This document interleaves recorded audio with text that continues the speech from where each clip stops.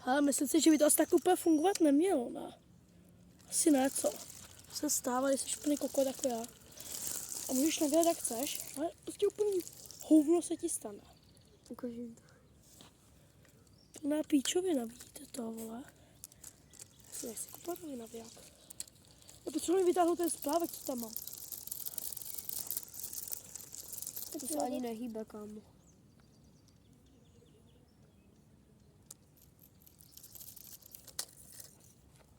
A kde máš ten splavek vůbec? Tati za 4 minuty jdeš domů.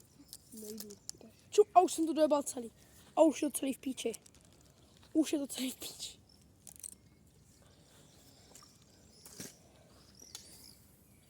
Ale jak se mi to povedlo? Ten jsi mě přehodil, víš o tom? Co? Že jsi mě přehodil. No tak určitě. Píč, jdeme to takhle hezky vytáhnout. Jestli tam nebude ten splávek, je tam. Ty vole, mám. Já to zkusím. Co? A ten navázec tam zůstal, všechno. Kámo, tak já mám úplně nejlepší navázování háčku do píči. Kámo, že přežil tamhle vole vrbu, tady strom a tamhle vole rakosí. Dobrý. Je to v píči. Už mám jeden zrak. Podle mě Bro. Tati už 43. Bro. Že do 9. Bro. Když jsem říkala, že do 9, mamka říkala, že jsem na mě tak koukala, že asi to ne. Tamhle tomu rakosí jsem to měl.